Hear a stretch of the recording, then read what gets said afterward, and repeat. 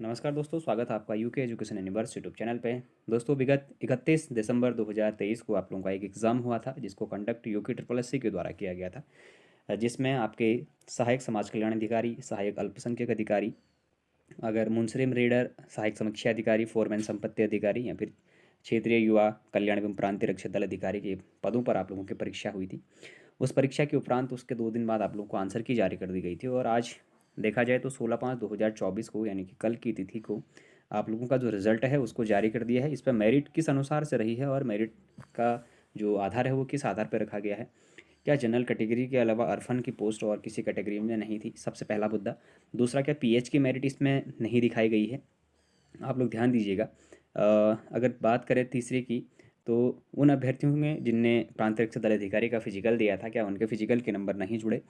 सभी चीज़ों से सम्मिलित बातें मैं आपको इस वीडियो के माध्यम से बताऊंगा। आप लोग बने रहिएगा कि क्यों आप लोगों का नाम इसमें नहीं आ पा रहा है, क्यों अरफन की पूरी लिस्ट नहीं आई, क्यों पीएच की पूरी लिस्ट नहीं आई, या फिर क्यों प्रांतीय रक्षा दल अधिकारी के जो बच्चे हैं उनकी पूरी लिस्ट नहीं आई। दोस्तों, अगर बात करें इस की, तो लगभग 237 से 239 पोस्ट देखने को मिल रहे थे और जो अभिलेख सत्यापन है यानी कि आप लोगों का जो डॉक्यूमेंट वेरिफिकेशन है उसके लिए भी केवल उतने ही बच्चे बुलाए गए हैं। इस बार दोगुना बच्चे बुलाने वाला आयोग ने कोई भी ऐसा संदेश नहीं लिया हुआ है। अगर बच्चे देखें तो आप लोग देखिएगा इसमें कि किस आधार पे चयन हुआ है। अगर मैं मेरिट आपको बताऊं कि जो हमारे जनरल कैटेगरी के जो कैंडिडेट हैं यानी कि जो टॉप किया है वो ओबीसी से हुआ है हमारा यहाँ पे। प्रशांत कुमार, प्रवीण कुमार जो व्यक्ति हैं हमारे, इनने इस एग्ज़ाम में टॉप किया हुआ है। 84 मार्क्स आप लोगों को देखने को मिल रहे होंगे।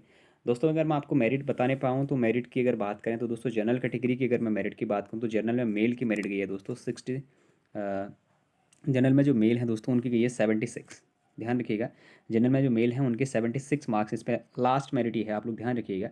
वहीं जनरल फीमेल की मैं बात करूँ तो दोस्तों जनरल फीमेल में हमारी 72 गई है। अगर बात किया जाए जनरल मेल में तो दोस्तों ये थोड़ा जनरल मेल में 76 है, जनरल फीमेल में 72 है। अगर वहीं बात करें दोस्तों जनरल में, अगर जो एक्स मैन है हमारे उनकी कितनी गई है तो दोस्तों उनकी हमारी 67 देखने को मिल रही है। यानी कि ये जनरल कैटेगरी की है। आप इतना ध्यान रखिएगा कि जनरल कैटेगरी की इतनी मेरिट आपको देखने को मिलेगी। और जर्नल में दोस्तों हमारे अरफन की जो मेरिट है, मैं एक बार पहले से इंक को दोबारा से वो कर लेता हूँ, फिर उसके बाद जाके आप लोगों को इसके बारे में टोटल ही बता पाऊँगा। अच्छा, तो देखिएगा अगर जनरल की बात करें तो दोस्तों जनरल में जो अरफन की मेरिट गई है वो आपकी कितनी गई हुई है, वो आपकी 46 मार्क्स गई हुई है। आप लोग ध्यान रखिएगा, जनरल में जो अरफन की मेरिट गई है, आप लोग ध्यान रखिएगा बच्चों, मैं फिर से एक बार बता रहा हूँ, जनरल में जो अरफन की मेरिट गई है वो आपकी कितनी गई है, 46.50 गई है। यानी कि लगभग मान के चलिए आप 46.5 नंबर देखने को मिल रही है। अगर जनरल में मैं बात करूं दोस्तों एक्स सर्विसमैन के जो अभ्यर्थी होंगे उनकी मेरिट की, तो दोस्तों जनरल में जो एक्स सर्विसमैन है उनकी 76 मार्क्स गई हुई है। वहीं अगर जनरल में अगर फीमेल की बात करें दोस्तों जनरल फीमेल की 72 मार्क्स देखने को मिल रही है। अगर देखा जाए जनरल में जो मेल अभ्यर्थी हैं हमारे उनकी कितनी है, तो उनके 76 मार्क्स देखने को मिलेगी। ये जनरल कैंडिडेट है दोस्तों, पहले तो ध्यान रखिएगा, मैं केवल जनरल कैटेगरी का आपको बताया था। जनरल में जो अरफन के होंगे 46.50 गई हुई है। जनरल में जो हमारे एक्स सर्विसमैन हैं उनके 67 मार्क्स गई हुई है। जनरल में जो मेल कैंडिडेट हैं उनके 76 और जनरल में जो फीमेल है उनके 72 मार्क्स यहाँ पे मेरिट देखने को मिल रही है। अब इससे पहले हमारा जो आंकड़ा था दोस्तों मैंने 70 के पार बताया था, लेकिन 70 पार से भी और पार चल चले गया है। यानी कि जिस हिसाब से पेपर था, पेपर का जो लेवल था, इसको ईजी लेवल नहीं कहेंगे, टफ था लेवल। लेकिन जो इसमें दिक्कत क्या हुई है, जो अभ्यर्थी पहले से सेलेक्टेड हैं वही अभ्यर्थियों का नाम अधिकतर इसमें देखने को मिल रहा है। तो ये मान के चलिए वेटिंग लिस्ट जरूर आनी है इसमें, अभिलेख सत्यापन के लिए इन बच्चों ने जाना नहीं है, क्योंकि पहले से कोई वीडियो में कोई वीपीडीओ में सब लोगों ने पहले से ज्वाइनिंग ली हुई है। अब ऐसे बच्चे जो टॉपर हैं तो उनको तो सहायक समाज कल्याण अधिकारी मिलेगा इसमें, या फिर सहायक समीक्षा अधिकारी मिलेगा। अन्य पोस्ट भी हैं जो उनको शायद वहाँ देखने को मिलेंगे, लेकिन अधिकतर ऐसे पोस्ट हैं जिन पे जो पहले से सेलेक्ट, जैसे जो वीडियो में है बीपीडीओ में है, तो उन बच्चों ने जाना है नहीं इसमें, तो कहीं ना कहीं उसकी वेटिंग लिस्ट आप लोगों को देखने को मिलेगी। तो ये मान के चलिए आप 50 से 55 पोस्ट दूसरे दोबारा से आने वाले हैं। जिन बच्चों के अच्छे नंबर हैं वो आप लोग धैर्य बना के रखेंगे, आप लोगों का जरूर वहाँ पर नंबर आएगा। अच्छा दोस्तों, अब बात करेंगे हम ईडब्ल्यूएस के, तो ईडब्ल्यूएस में जो मेल की मेरिट है दोस्तों वो कितनी रही है हमारी, तो वो हमारी 74 देखने को मिल रही है। ईडब्ल्यूएस में 74 देखने को मिल रही है मेल में, और ईडब्ल्यूएस में फीमेल की अगर बात करें तो दोस्तों 71 देखने को मिल रही है। आप लोग इसको भी ध्यान रखिएगा, ईडब्ल्यूएस फीमेल कितनी रहेगी, 71 देखने को मिल रही है। वहीं अगर मैं बात करूं दोस्तों ओबीसी की, तो देखिएगा ओबीसी में मेल की अगर मेरिट बात करूं मैं 73 आपकी रही हुआ है, 73.75 आपकी मेल की मेरिट रही है इसमें। आप लोग इतना ध्यान रखिएगा। उसके बाद अगर बात करूँ दोस्तों अगर फीमेल की, तो फीमेल की आप लोगों को 70 देखने को मिल रही है, 70.25 देखने को मिल रही है फीमेल की भी ओबीसी में। और ओबीसी में जो दोस्तों जो हमारे एक्स सर्विसमैन हैं उनकी मेरिट देखने को मिल रही है 60 मार्क्स। आप लोग ध्यान रखिएगा 60.50 जो ओबीसी में एक्स मैन है दोस्तों, यानी कि ओबीसी में जो एक्स मैन है इनकी भी जो मेरिट है वो भी काफ़ी हाई देखने को मिलेगी। कंपटीशन काफ़ी बढ़ चुका है, आप इस चीज़ को ध्यान रखिएगा। फिर बात करेंगे हम एससी कैटेगरी की, तो दोस्तों एससी में मेल की जो मेरिट है वो लास्ट मेरिट आपको मैं बता दे रहा हूँ 68 मार्क्स देखने को मिल रही है। 68.50 एससी में लास्ट है। उसके बाद अगर देखिएगा क्या एससी में कोई अरफन से नहीं था, तो दोस्तों अगर चेकलिस्ट में देखा जाए जो पहले आपकी वैकेंसी थी तो उस पर दिखाए गए हैं पौड़ी गढ़वाल से पोस्ट दिखाए गए हैं, लेकिन हो सकता है कि पौड़ी गढ़वाल का कोई कैंडिडेट अरफन से नहीं हो, या फिर अन्य जनपदों से आप लोग चेक कर लीजिएगा एक बार फिर से उस लिस्ट को निकाल के। अगर एससी में अगर हम बात करेंगे दोस्तों, ये तो मेल की हो गई, एससी फीमेल की अगर बात करें तो 63.75 गई हुई है।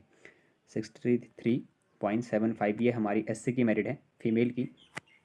वहीं अगर बात करेंगे दोस्तों एससी में अगर एक्समैन की अगर बात करें तो दोस्तों एससी में एक्समैन की गई है 41।